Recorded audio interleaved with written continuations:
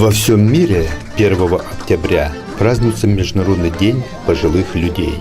И тем самым мировое сообщество выражает свое внимание и заботу о той категории людей, которая перешагнула определенный возрастной рубеж, чтобы их жизнь была полная душевного спокойствия и менее проблематичной. Стало доброй традицией в этот день в Камрадском доме пожилых людей проводить мероприятие, посвященное этому празднику. Выразить признание людям, отдать им дань уважения, которые в силу своего возраста стали беспомощными, но не перестали быть нужными обществу, а также, чтобы их поздравить, пришло много гостей. Торжественное мероприятие открыла заместитель примара муниципа Камрад Лидия Кардинар. Это праздник мудрости, это праздник долголетия. И только так я к вам могу обращаться.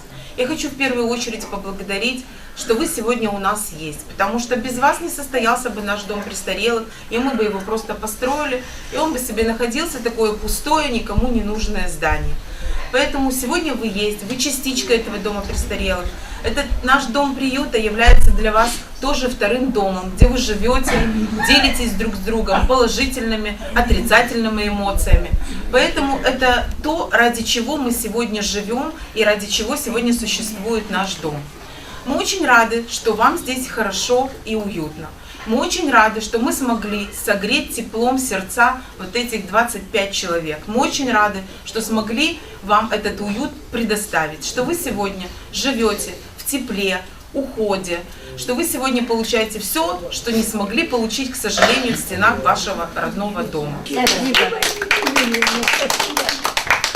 Хорошая слаженная работа между муниципальным советом и руководством примарии муниципа Камрад позволяет всегда положительно и оперативно решать все вопросы, касающиеся дома пожилых людей. Об этом на торжестве рассказал заместитель председателя муниципального совета Василий Нейковчин.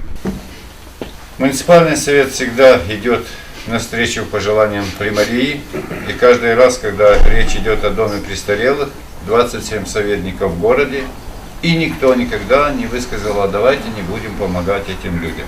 Потому что мы понимаем, что не по своей судьбе, не по своему желанию вы оказались здесь. И очень хорошо, что у вас сегодня такой руководитель, который постоянно теребит примарию, а давайте сделаем это, давайте сделаем это. Вы помните, каким был дом престарелых еще год-два назад, и каким он стал сейчас? Это очень красивое заведение, таких нет, поверьте, нигде больше в Молдове. Он самый красивый. И я надеюсь, что вам здесь уютно, что вам здесь хорошо, и что вы здесь чувствуете действительно себя как дома. Много теплых, добрых слов в этот день в адрес постояльцев Камрадского дома пожилых людей прозвучало от председателя городского совета старейшин Мельпомены Мариновой, которая не понаслышке знает многочисленные трудности людей пожилого возраста, поскольку этими проблемами она занимается уже много лет. Вам очень повезло. А знаете почему? Потому что директором этого заведения, вашего дома, очень теплый, хороший, честный, добросовестный человек. Я с ним часто встречаюсь. Каждый день у нас получается встречи. И нет такого дня, чтобы он не требовал или не просил, или не уговаривал, или не доставал что-то для вас. Поэтому я благодарю вас за то, что вы так любите этих людей. Я благодарю вас за то, что вы живете. Я передам от вас привет людям, которые тоже пожилого возраста.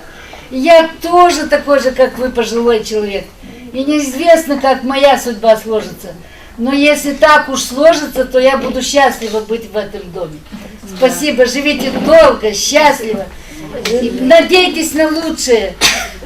Улыбайтесь больше. У вас такая территория красивая. Будьте здоровы, дорогие мои старики.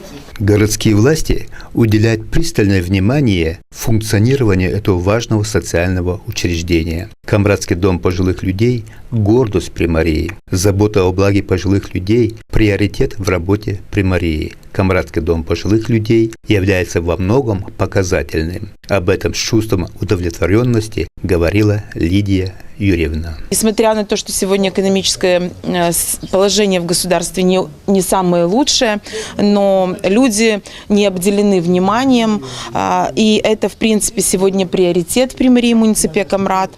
Только тогда, наверное, мы можем говорить о том, что мы хорошо живем, когда хорошо живут наши дети в детских садах и когда хорошо живут наши люди в домах престарелых. Я думаю, что вы сами сегодня и каждый раз, когда посещаете вместе с нами этот дом престарелых, видите, что это показательный дом престарелых. Мы стараемся держать марку из года в год. Люди здесь живут с удовольствием. Те, которые приходят к нам на месяц, на два, потом больше домой возвращаться не хотят, потому что они получают в первую очередь здесь тепло и внимание, что в их возрасте намного значимее, чем деньги и даже здоровье и что-то другое. Они получают внимание круглые сутки. Поэтому они общаются здесь, их посещают все время у нас каждую неделю священник. Их посещают вот такие замечательные коллективы, которые видите. Поэтому я думаю, что они совершенно не обделены вниманием, и им здесь хорошо и уютно. И мы пришли сегодня их поздравить с этим замечательным праздником. Уже 13 лет, как был открыт Камрадский дом пожилых людей. Здесь постоянно велись ремонтно-строительные работы. Свой настоящий облик это учреждение приобрело 2 года назад. Не только современное здание с отличными внутренними условиями для проживания постояльцев, но и прекрасный двор является украшением Камрадского дома пожилых людей. Постояльцы здесь отдыхают, вяжут, рисуют, смотрят художественные фильмы и даже занимаются огородничеством. Об этом рассказывает директор дома Василий Семенюк. У нас все есть свое. Морковка, редиска, все есть. Если мы у вас есть время, пройдем, у нас последний урожай, это тыква. Просмотр телевидения, у нас телевизор есть, много программ. Работает кто может, где травку, цветочки, там, по подсобном хозяйстве. По приезду вице-премьера Турции, он сказал, который приезжал к нам, он сказал, здесь это цветочный рай. Вот здесь мы делали съемки. Сейчас немножко оно не так, потому что мы поливаем. Летом, 1,5 месяца назад, здесь был действительно цветочный рай. Совместно с нашими жильцами, сотрудниками дома престарелых мы поддерживаем этот порядок, цветы. Круглый год мы раз так сделали, подобрали цветы, чтобы они цвели круглый год. И, соответственно, мы занимаемся подсобным хозяйством. Вот у нас свекла, там, бахча, все имеем свое. И вот они, если вы видите, вот рядом арбуз. Это они специально каждый год мы выращиваем, рассчитываем так, чтобы он к 1 октября был у нас спелый. Значит, это заманчивый плод был посажен нашими жильцами, за которым они ухаживали, поливали, соблюдали все технологические процессы. И мы его сегодня в обед на этот праздник, День пожилых людей, мы его разрежем. Инициатива, чтобы в Камраде было социальное учреждение, где люди преклонного возраста прочувствуют в себе заботу от государства, принадлежит известному в Гагаузии врачу Николаю Славутскому. Вначале это учреждение называлось Домом престарелых. Как-то звучит печально это словосочетание, поэтому оно и было переименовано в Дом пожилых людей. В настоящее время Николай Славутский работает врачом в своем детище и весьма горд этим. В бытность моей работы главным врачом района у нас, у руководства больницы, была мечта создать гериатрическое отделение. То есть это отделение, где проходит полный курс лечения люди пожилого возраста. Но в тот период из-за сложных финансово экономических положений нам не удалось это сделать. И вот когда освободилось это здание, вот по моей инициативе мы передали это здание на баланс при мэрии. И вот по моей инициативе было принято решение вот здесь организовать дом для престарелых. И вы знаете, я должен сказать, что вот мои мечты, желания, они не только вот воплотились в жизнь, но еще я даже себе так не представлял, что оно будет. Вот наше государство очень мало уделяет внимания вот этому сегменту социальных услуг. Но камрачане выигрывают. Они выигрывают в том, что у нас вот такой примар, который очень много уделяет, это первостепенно уделяет внимание социальному сектору. И вот здесь, в первую очередь, дом престарелых. Вы знаете, у нас недавно посетил замминистра социального обеспечения дом престарелых, и он отметил, что вот такой дом для пожилых людей единственный в Молдове. Вот чтобы он имел, вот вы видели, как здесь планировка, помимо всего и питание. И для меня, вот как доктора, здесь очень важно, что мы здесь можем провести весь комплекс лечебно-профилактических мероприятий. Медикаментами, я думаю, что если вы обойдете даже все лечебные учреждения, вы не найдете такого комплекта медикаментов. Я уже не говорю о дома престарелых, вот если вы обойдете. То есть мы здесь можем полностью провести и внутривенные, и внутримышечные инъекции. Ну, если больные нуждаются круглосуточно наблюдение в медицинском или узкоспециализированном лечении, то тогда мы их помещаем в больницу. Вот. А так здесь полностью мы можем осуществить весь комплекс лечения. И знаете, вот я бы хотел обратить внимание и по питанию. Мы соблюдаем полные все нормы питания людей, соответствующие их возрасту. И если вы пройдете сейчас и вот спросите наших жильцов, то я думаю, они вам подтвердят, что коллектив здесь, вот начиная поваров, санитарочек, замечательные. Это очень ответственные и преданные люди своему делу. Ну, здесь, конечно, я бы отметил и роль директора Дома престарелых Василия Васильевича. Это человек-патриот. Это человек душой и сердцем, он здесь организовывает и следит, чтобы и была и чистота, чтобы было тепло, своевременно накормлены. То есть я считаю, что вот Гагаузия, Камрад, вот в этом сегменте мы впереди. В Молдове нет такого дома престарелых и нет такой организации. Многие постояльцы, которых в настоящее время в доме пожилых людей 26 человек, считают его своим родным домом. Поскольку руководство города всегда старается скрасить жизнь постояльцев, создавая для них условия, приближенные к домашним, то они здесь чувствуют себя окруженные вниманием и заботой. Они выражают за все это слова большой благодарности и руководству города, и руководству своего второго дома. Очень хорошо смотрит Мария, очень хорошо. Я тут уже 5-й год. Спасибо вам Спасибо для нас. руководству, примарии, всем, кто нам помогает, нас обслуживают девочки. Очень хорошо. Хоть, как говорится, мы старые, может быть, и капризные, но они нас терпят. И купают, и стирают, и кушать. Вот я не могу ходить в столовую, приносит в палату. Так что большое спасибо Василию Васильевичу за ту заботу и примария, что помогает. Всем спасибо. У меня инсульт был дома, да. Я лежала 5 лет дома. Потом сын пришел с Москвы. Я сказала, отвези меня куда, или в больницу, или куда. Отвези. Потом он говорил мне так: мама, не бойся, я тебя куда отвези, очень хорошо будет тебе. Потом пришел меня горсоветы, посмотрели мне дома и сказала, что сюда. У нас тут большинство вдвое, только 2 комнаты, что там есть и 3, и 4, а так мы по 2. Врачи хорошие. Я пришла сюда, 7 лет не видела. Сейчас вижу, отлично вижу. Спасибо директору, спасибо. Говорят так, что старость – это конец жизни. Я хочу всем сказать, что старость – это не конец жизни, а это естественное продолжение жизни. И старость – это мудрость. Это опыт, это огромные знания. Поэтому я бы хотел нашим жильцам и всем людям пожилого возраста пожелать прежде всего здоровья, энергии, активности, главной активности, чтобы они себя занимали.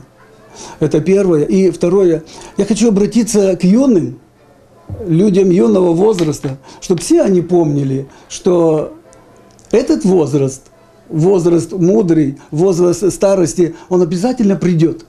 И поэтому относиться к людям пожилого возраста, людям, которые отдали свою жизнь, отдали свой опыт, старания для того, чтобы сегодня то, что мы имеем вокруг, это было сделано их руками. И мы должны относиться к этим людям с огромным уважением и терпением. И делать все, чтобы их жизнь была комфортна и уютна. Хороший прекрасный подарок для постояльцев на празднике был преподнесен ансамблем народных инструментов гагаузской коробейники и студентами Камрадского государственного университета, которые выступили здесь с концертной программой.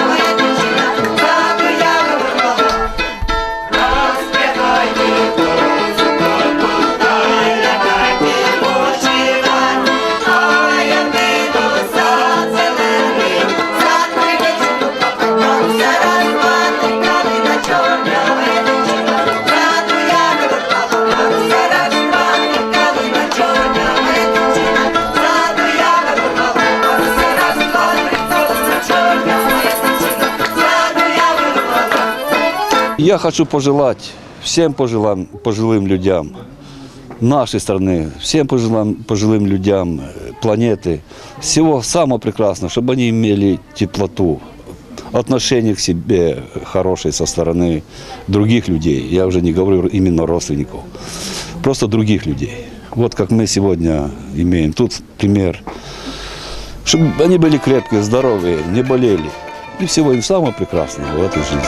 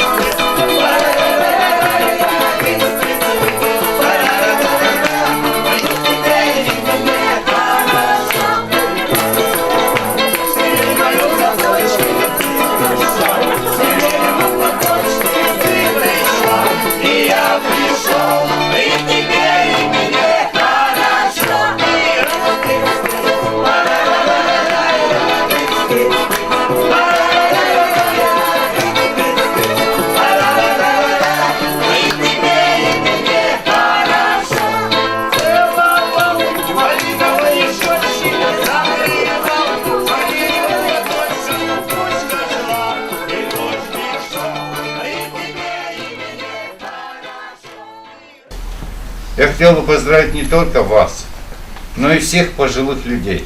Тех, кто всю жизнь трудился, работал, создавал материальное благо и сегодня достиг того возраста, когда он может спокойно посмотреть на свой опыт прошлого. Я хотел бы пожелать вам прежде всего здоровья. Я хотел бы пожелать вам, чтобы Бог продлил ваши дни на земле, чтобы вы прожили как можно дольше, и чтобы вы чувствовали себя всегда хорошо, а я надеюсь, для этого созданы все условия. С праздником! Спасибо. А Апофеозом праздника стала инсценировка гагаузской свадьбы, актерами в которой выступили сами постояльцы. Женихом был 72-летний Афанасий Кожекарь, а невестой 70-летняя Василиса Узун. Инсценировку свадьбы разработала и поставила Прасковья Сырбу, которая работает в этом доме пожилых людей. Элементы и обратности этой свадьбы были до мелочи учтены и ярко выражены. Живая свадебная музыка, невеста, жених, саадыч, крестница, девя и многочисленные гости – это настоящая картина свадьбы нынешних постояльцев, которые унеслись в свои молодые годы. Все это сопровождалось юмором, смехом и шутками.